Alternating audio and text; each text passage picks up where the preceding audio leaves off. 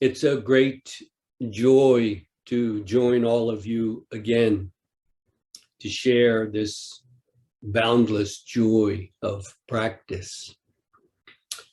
Thank you again for taking time out from your busy lives so that we could practice together. Has mind come to a complete stop? That is, mind and all the senses, our sense experience, seeing, hearing, smelling, tasting, touching, and the mental functions as well, including emotion and will. Has this mind come to a complete stop? Or are you still indulging in self-made delusions? If so, see what you are doing wrong and correct it. This is practice. Don't waste this precious time, your precious life, in vain delusions. Let us continue as we did 2 days ago, as I mentioned, to be truly settled in practice. Physically, finding the right posture for your body and then settling into it. We're not here to torture ourselves. We are here to sit properly so that we can maintain and sustain the practice for long periods of time, not just in the seated posture, but when we get up and do what needs to be done as well. The breath is very helpful here to help the body to settle, again, to exaggerate.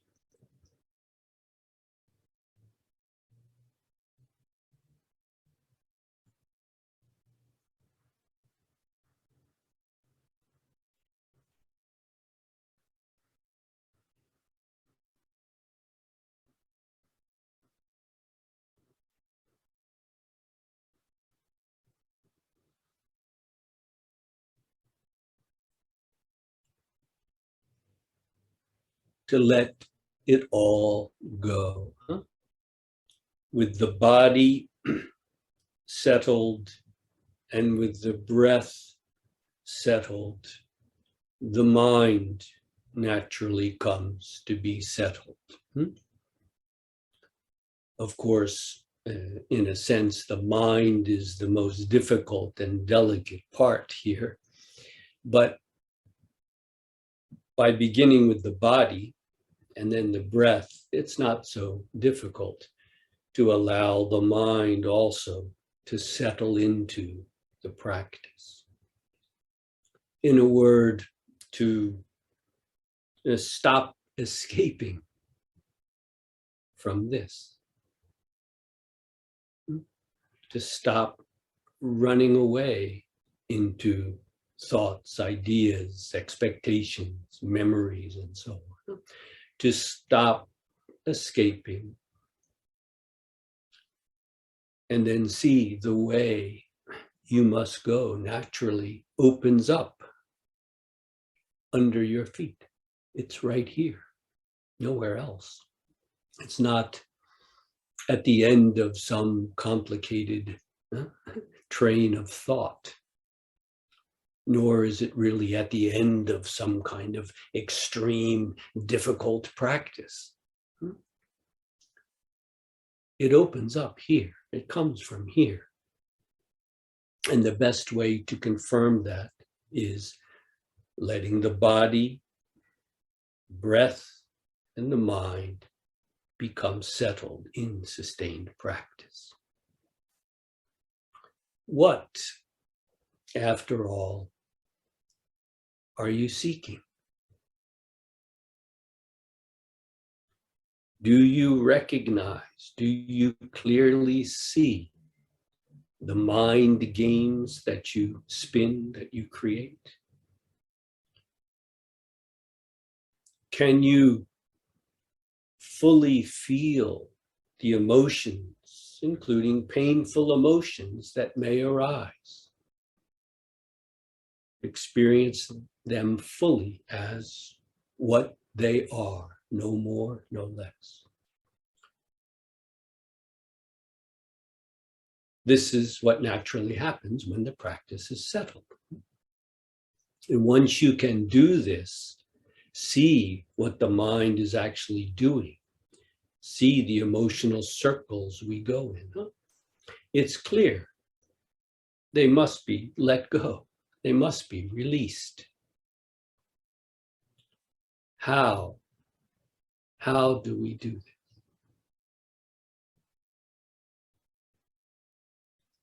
I would like to ask, how can you continue in your delusions?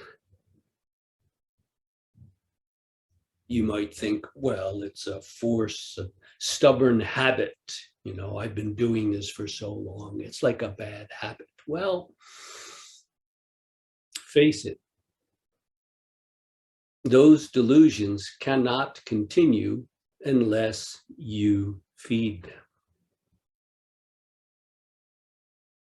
You see this, don't you? It's not always fully conscious, but you are feeding them.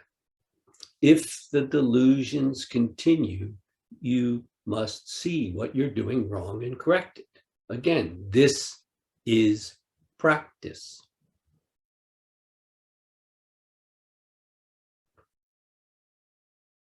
Don't waste this precious life in vain delusions.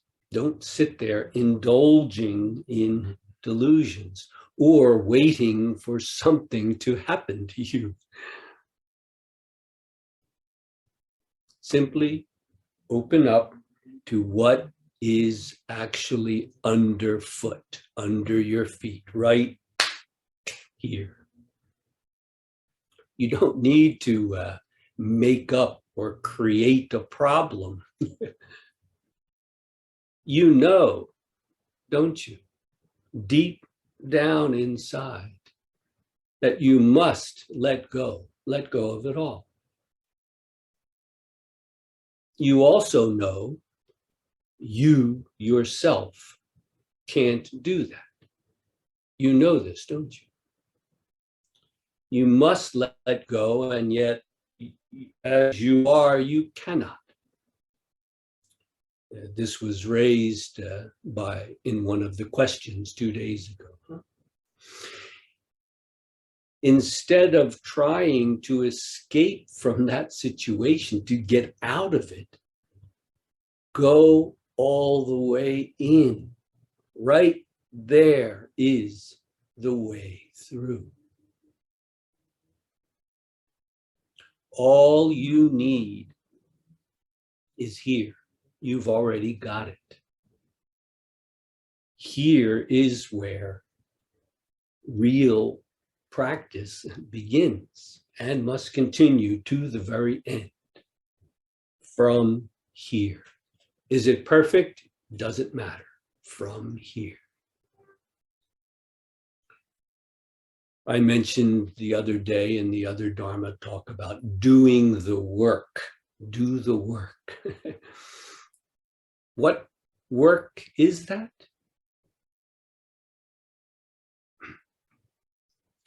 Not the work of the self, tangled up in itself, banging against the wall of itself. That's not the work. That's not practice at all. No, practice is letting it all come to rest.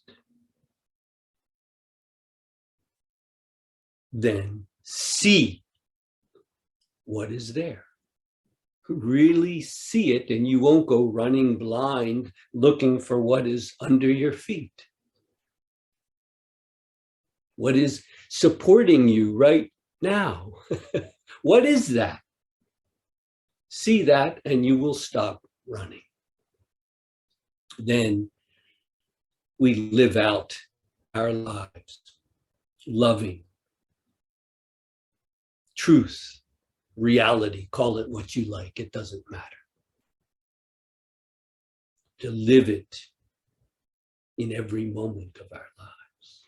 Then, in a sense, to forget it, to not leave a trace. Is this practice what needs to be done in this life? Is it? It's not for me to tell you. Again, is this what needs to be done in this life? You must see it through for yourself. If it is, you have this wonderful opportunity here and now. Please make best use of it. What are you waiting for? Huh? No one can give this to you, as I mentioned the other day. You don't need to be given it. No one can take it away either.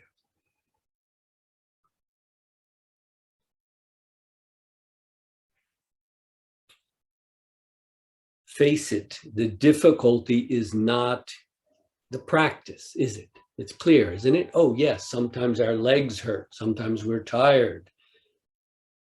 But the real difficulty is not the practice. The difficulty comes from our restless, wavering mind.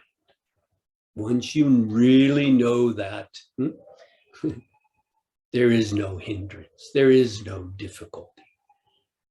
Thus, we practice in all seriousness, in all earnestness, without compromise, not halfway or even 3/4, 99%. No, we joyfully give all of ourselves.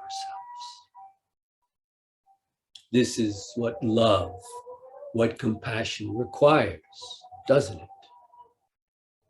As far as I can see, this is true of any genuine spiritual path.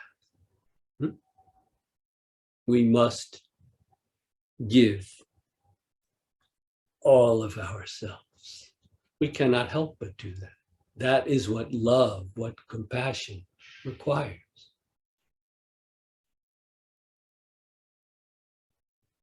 Isn't it?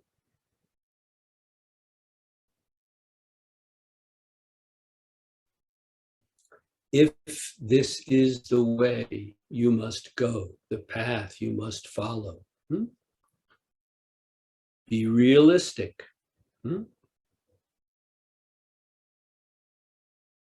other words, your practice must continue, not just today, but tomorrow, next week, next month. But you must be able to continue that practice in a way that is realistic, that is in accord with your life as a lay person, with perhaps family, job, many responsibilities.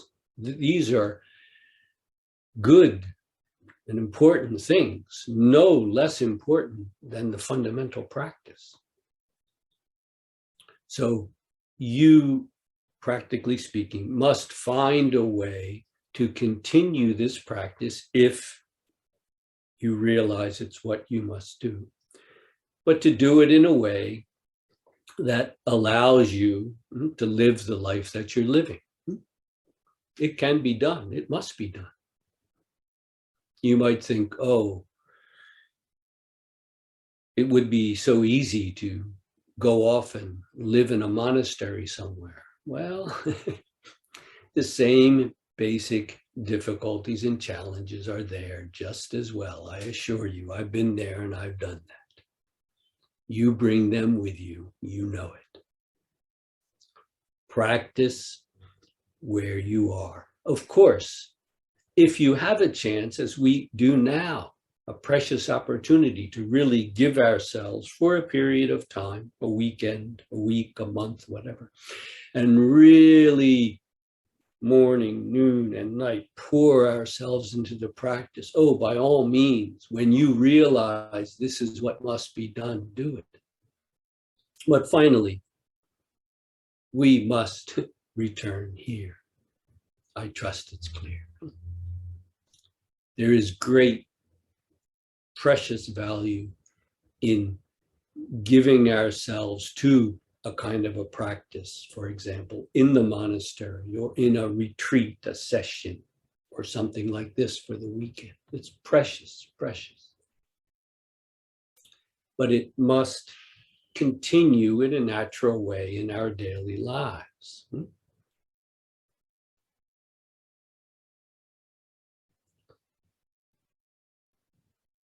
This is the last day of the retreat. So with the questions, there may be some questions about how to take this practice and continue it in our daily lives.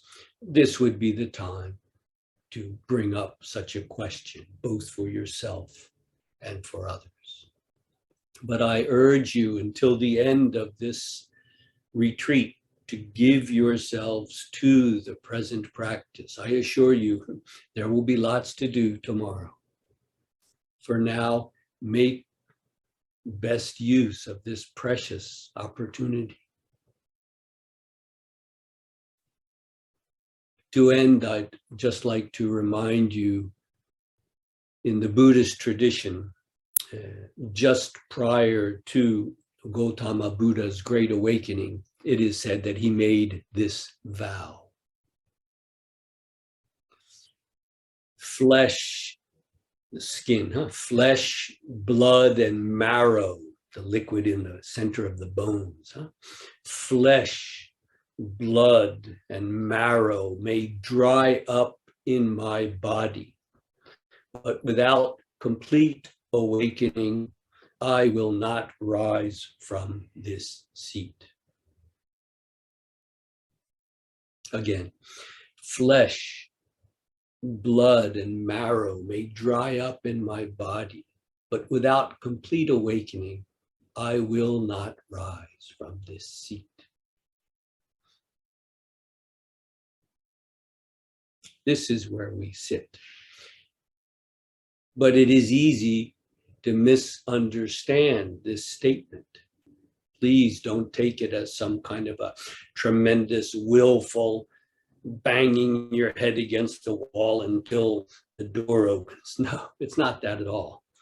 What is really being said? Without complete awakening, I will not rise from this seat. What he really means is, I cannot rise from this seat. Not literally. We all have to rise from our seats.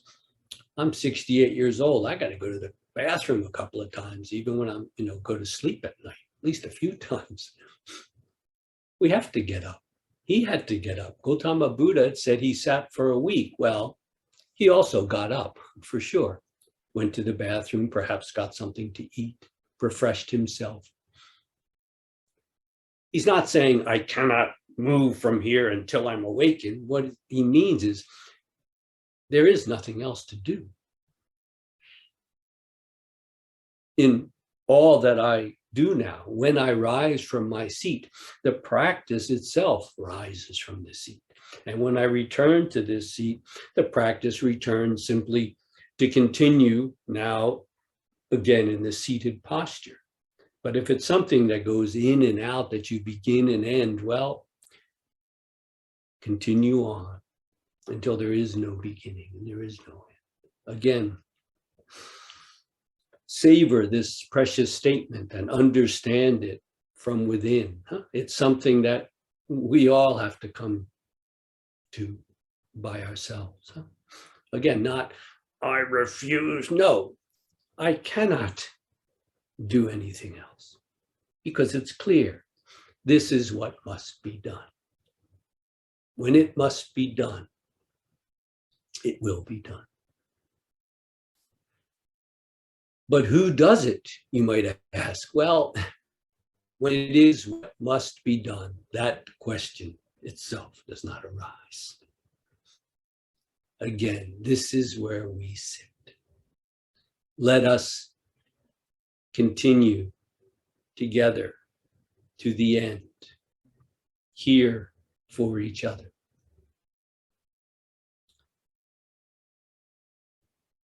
Thank you for listening.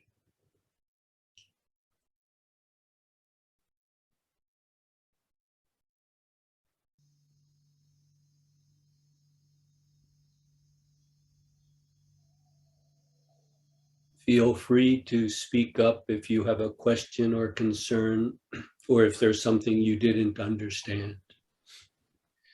To break the ice, I would like to ask a question about this awakening. In the Zen traditions, there are so many stories about awakening, and often they are dealing about the sound, for example, of a stone grooming the yard, or the fragrance of a blossom. Yes. Mostly they are stories about a mondo, a dialogue between the master and the student. But as far as I know, there are no stories about sitting zazen. Does it mean it doesn't happen while sitting zazen, or why is this?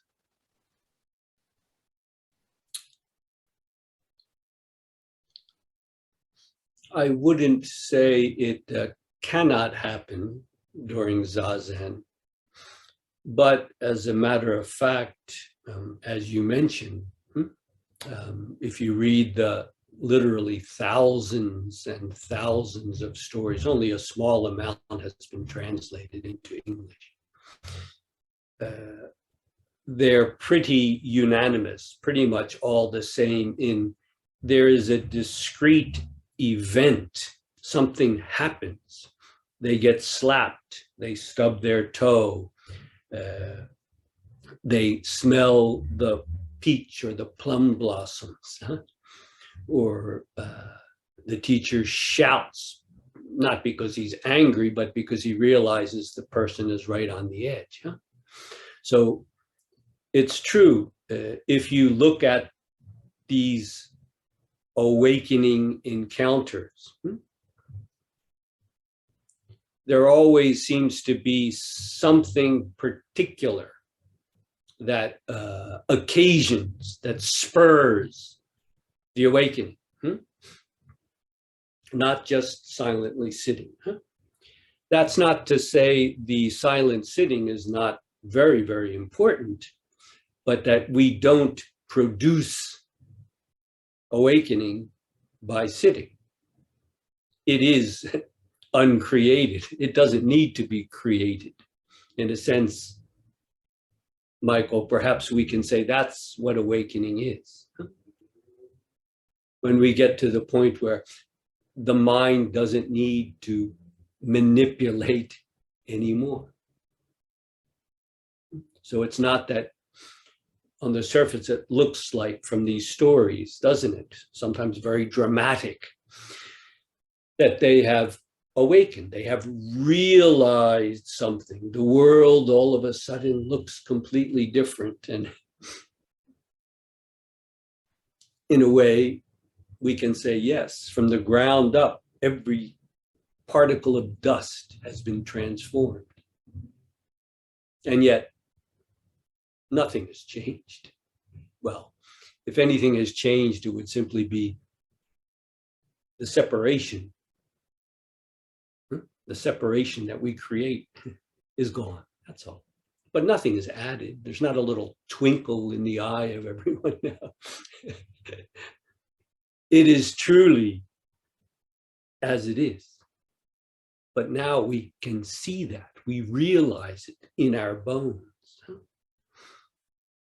So your question is a tricky one, because as you know, the sitting is very important. And yet, in a sense, we can almost say the Zen tradition is teaching us through these stories, these awakening encounters, that it's not simply a matter of sitting zazen, practicing, and then the result will be this kind of an experience. It really doesn't work that way. You might say it works in spite of itself. Again, I'm not saying the sitting is not important, but it doesn't need to produce something. Would you like to continue, Michael? Am I responding to your question? No, it's all right. Thank you. It's all right. Thank you.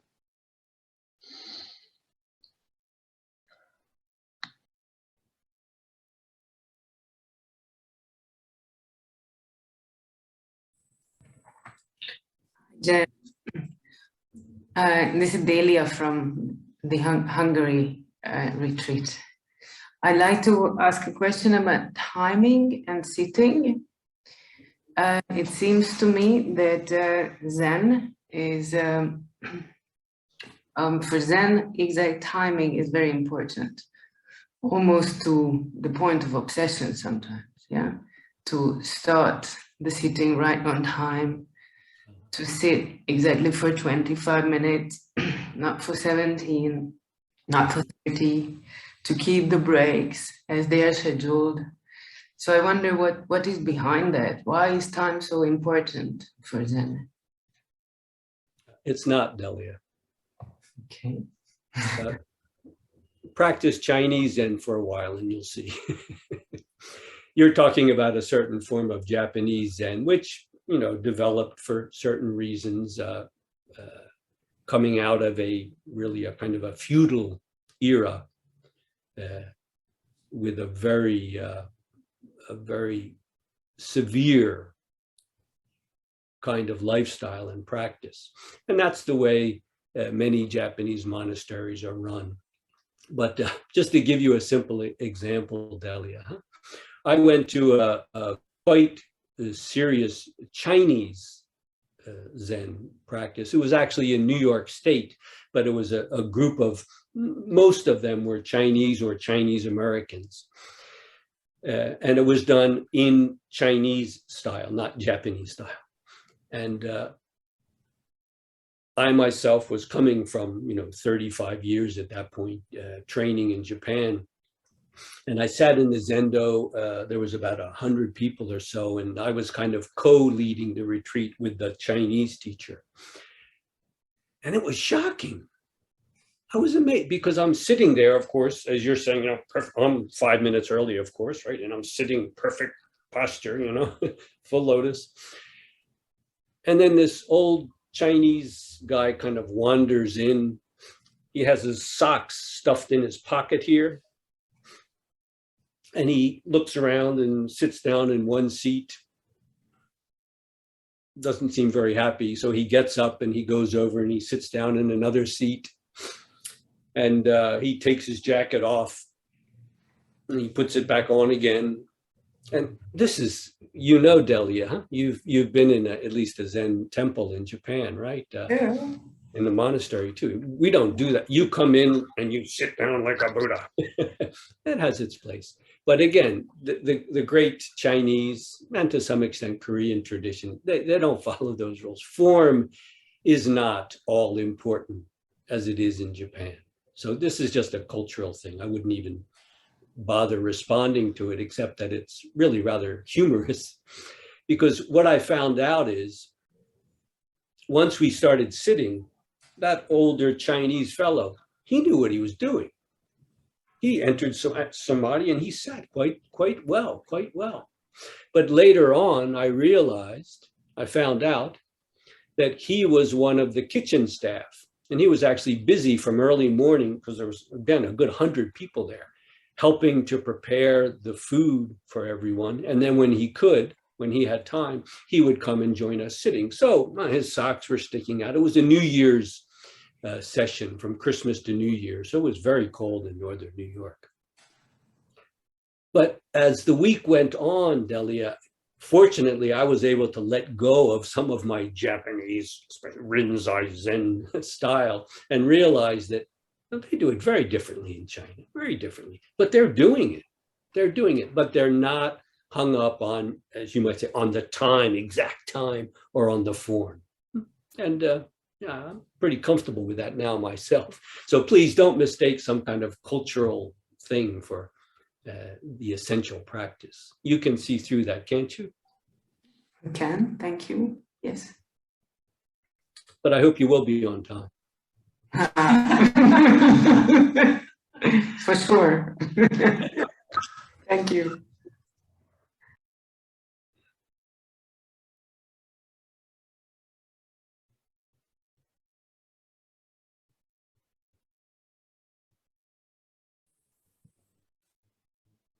So I have a simple question which fits to this. It's my first time to sit Zen, and with the eyes open, it doesn't work right for me because I'm used to close my eyes. So is it important, and why? Yeah, it's actually quite a common problem. I struggled with it myself for some time. When the eyes are open, we're used to that, looking around, seeing things. Eyes are closed, been there, done that. That's how we fall asleep. Huh? But we say we let the eyes be half open, so naturally the eyes will just fall a few feet in front of us. We're not looking at anything or for anything. But if we're just leave the eyes and not be preoccupied with what we're seeing, the eyes would just naturally do that. It's not a problem with the ears, because the ears are just open. We don't have to kind of, do this to hear. We hear. But with the eyes, it's a bit different. So we just allow the eyes half closed and then just to fall a few feet in front of us. Why? Well, as a matter of fact, many kinds of Buddhist meditation are done with the eyes closed. But in Zen, we emphasize leaving them half open. I would say basically the reason is once you're able to enter sustained samadhi, concentrated oneness of meditation, and you can do it with the eyes half closed, when the period is over and you have to get up, you don't go from one state with the eyes closed to another state with the eyes open, because you didn't close them all the way in the first place. So it can be a little difficult, and it's right. I know it seems a little unnatural. Open, I got it. Closed, I know, but half open? It takes some time, but please give it time and you will see it's quite natural. When you see someone praying in the church, they're usually looking like that, huh? Okay, so it is quite natural, but when we close our eyes to meditate, there is that danger of going into a kind of altered state of consciousness. Do you understand? You follow? Yes. Yes. And then when the meditation is over and you open your eyes, you come back to this, you see? So this can be a problem. So in the beginning, it's true, it's difficult, but if you can get used to sitting and entering samadhi, concentrated oneness, with the eyes just naturally falling in front of you, you will see it's very helpful, because then the practice can really be constant, you see?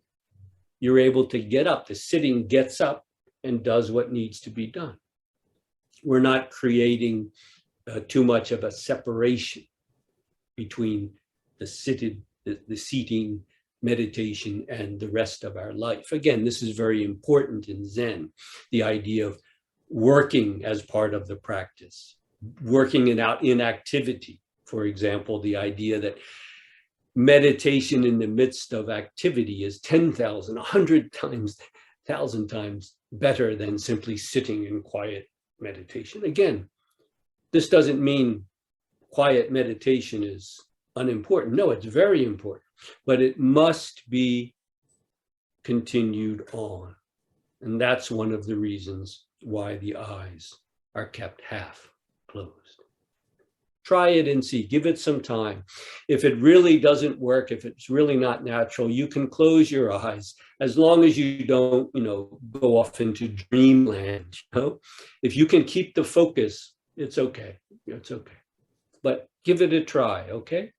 Okay. But your head is upright. The head is upright. Yes. The head should be upright, ears in line with the shoulders, nose in line with the navel or the belly button, not bending forward, no. The neck should be a bit extended, not forced. And then you look down. You don't turn your head down. You just let the eyes fall in front of you a few feet. Okay? Thank you.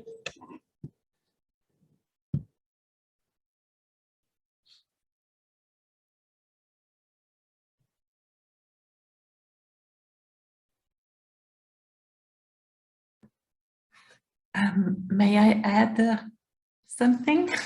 Hello, Please. Violetta from Hungary. Yeah. I like to share an experience with all of you, which is very helpful for me. I like to start the day with sitting. And as you mentioned, afterwards it's easier that the sitting stands up and eats the breakfast. So it's easier to continue the practice during the day for me if I start by sitting. Thank you very much. Yeah, I do the same thing. Before I get out of my futon, I sleep on a futon on the floor. I do a little bit of stretching, and then I just come up, and I don't sit in full lotus, but in seiza, sitting on my haunches, maybe 10 minutes. And then I get out of bed, put the futon away, and do my thing. But it is, as you say, a very good way to begin the day. Yes, thank you.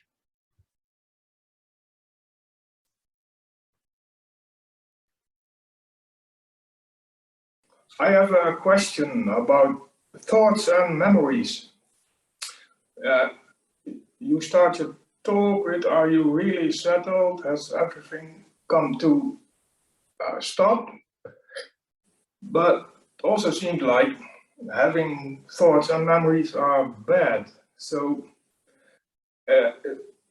in my experience, it's also possible to be present and from there have thoughts and memories and think about things, but you have to be aware at some point you can lose yourself in your thoughts and memories and forget about your own feet. And I think there's a difference. It can seem it's wrong to have thoughts and memories. That's a good point. Yeah, it's not wrong. There's nothing wrong with thoughts and memories. Awakened people have thoughts. They better. I like to use the example, if you don't think about what to put in your check-in luggage and what to put in your carry-on luggage, maybe, and remember to bring a mask, you're going to be in trouble when you get to the airport. No, awakened people think. And they have feelings, very much. I would say they truly feel without compromise. So it's true, it's a common misunderstanding, We have to get rid of thoughts. No, as a process, in terms of practice, yes. If you simply sit there and let your mind wander, well, you're wasting your time. You have to be able to let the mind come to its own end. But as you suggest, once that really happens, and you realize what's there, then how to say it? You think from there. You think from the source itself. It's not that you walk around like a zombie and you don't have thoughts anymore. No, you think from here. You feel purely, truly from here, not through the lens of yourself. I can hear the church bell there, Piotr.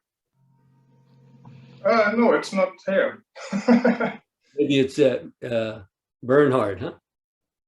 But yeah, it's yeah. Now it seems the practice is more like, for me, in daily life, it's like being on the cushion and keep in mind when I'm losing myself or not, and bring myself back during daily life.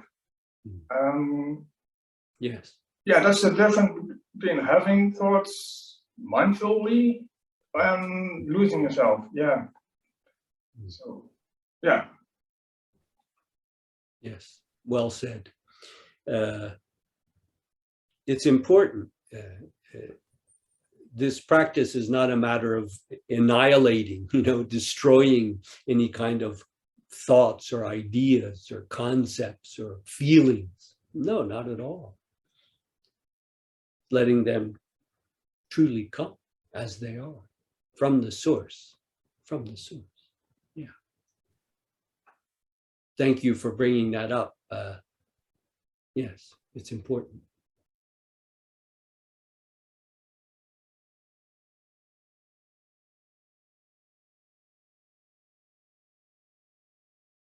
Okay, so I think it was on Friday you said something about tasting. I think it was about tasting something like the wonder of the practice. And I guess that all of us have had some sort of taste. That's why we're here, and it's really important because it motivates us and it keeps us going through the difficult times. But at the same time, there's a sort of pull, like do it again, it was really nice, I want it all over again. And that's not helpful, is it? How do we manage that tension between letting those moments motivate us and getting tied up in them? Yeah, it's a very common problem. It can be so encouraging to get a taste, to all of a sudden, instead of trying to understand it with your mind, realize that it's embodied, you're savoring it, you're tasting it with your body, not just, with your tongue. It's not a thought, it's not an idea, it's something that you are tasting, maybe painful even, but there's no separation at all. It is fully present right here. This is very valuable, but it can also, as with anything else the ego self takes up, it can become its own hindrance, as you're suggesting, right? Oh, now it's got to always be this way. I want it to always be like this. Well, you can be sure you've just lost the experience. I would say the experience is thoroughgoing when there's no need to do that at all. The very need to hold on to something itself is let go.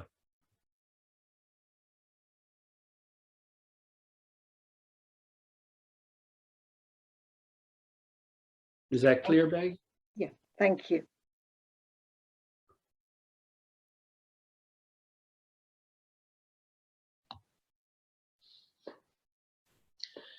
Hello, Jeff. This is Birgit from Berlin. I have a question. I found it very helpful during this retreat to cement myself to a given koan from the Mumonkan, as you know. At the same time, I realized that my real koan is the question I asked the day before. So I realized the mind has to stop. I have to bring the mind to a full rest. But as I'm sitting here, I cannot do this. And yet this work must be done. This is my real koan. So my question is, would it be helpful to cement myself to this question like to a koan? And if so, what could be a good way to put a clear and simple question I can cement to? Yes, it is important for it to be precise and concise. Huh? These koans may seem rather haphazard, but they're actually very, very precise in a sense. Huh? It's like taking a surgical instrument to perform surgery rather than just a hacksaw or a steak knife, huh? To have the right instrument, the precise instrument. So, Birgit, how would you here and now state this koan that you are? Forget the mumongkan, the gateless barrier. How would you state your koan? How can I bring my mind fully to rest?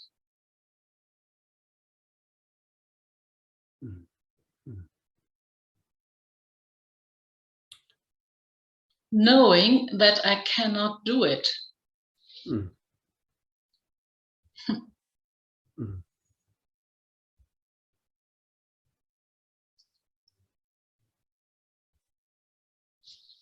The second part is already implied in the first, so it's best not to go there. Otherwise, it becomes a train of thought. You can see that, huh? Yes. Yeah. So you already know in your bones, don't you? You must do this, correct? Yes. And yet, as you are, you cannot do it. Yes. Correct? So there is the nub, the essential point. There is where you dig in. The words are actually important because if they're not precise, they can lead off into more and more thought and possibilities. You follow? The point is to let the words serve so as to, in a sense, close it off. You returning the idea, cementing, not wandering off into mushy this and that, huh? But rather, I must.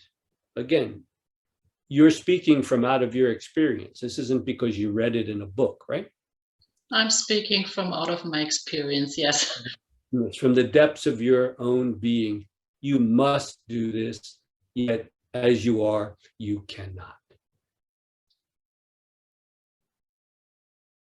Right there is your koan. Right there is where you dive in. You don't need to think about it, even to understand it, but just to dive into that question that you are. It's you, isn't it?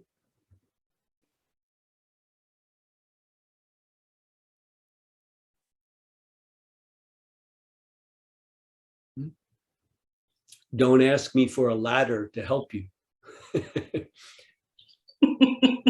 Follow? That's precisely what you do not need. There are a lot of spiritual practices where they'll give you ladders, they'll sell them or whatever, if that's what you want. But I trust you can see the purest, most direct way is without a ladder, without anything in between you and the koan. Dive in right there, right where you are. You have what you need. Dive in without knowing a thing, without having a clue. You know that expression? Yes. You're where you need to be. Don't look for a way out. Look for the way in.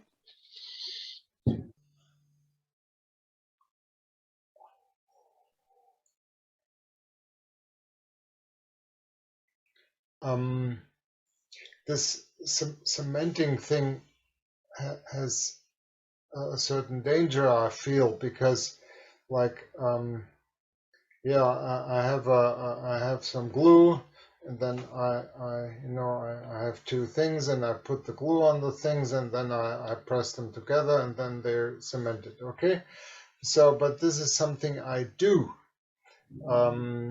So. Yeah, how much?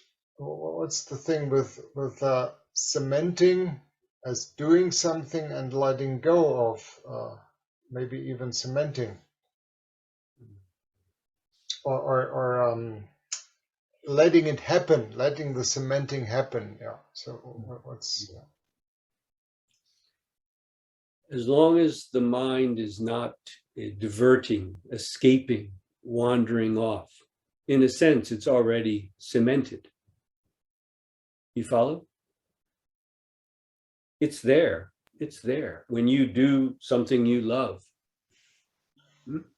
you're a professional translator. When you do that work, the world is gone. It's just that work, isn't it? yes? Not always, but often. That you are fully there doing that work. Well, without even thinking about it, you have cemented yourself in a very good way to your work. So well that when it's time for lunch, you can just remove yourself and go eat lunch. So in a sense, it is quite natural. We're doing it all the time, but we're doing it with a particular act or habit or custom or, for example, music or translating, whatever it may be. I love music. So when I listen to music, I am the music. The music is me. I don't need to cement myself to the music. But this practice requires us to maintain that. So there's another sense of cementing it in the sense of not wandering off. Again, this is implied in Gautama Buddha's words, the words attributed to him. I will not rise from this seat until it is done. Again, in my reading, I cannot rise from this seat until it's done. I cannot finish until this is done. So it's a very positive meaning, but in the beginning, it may not seem that way. Getting stuck, not being able to get free. Yes, we have to go through that. But it is a very, very positive thing once we've gone through it.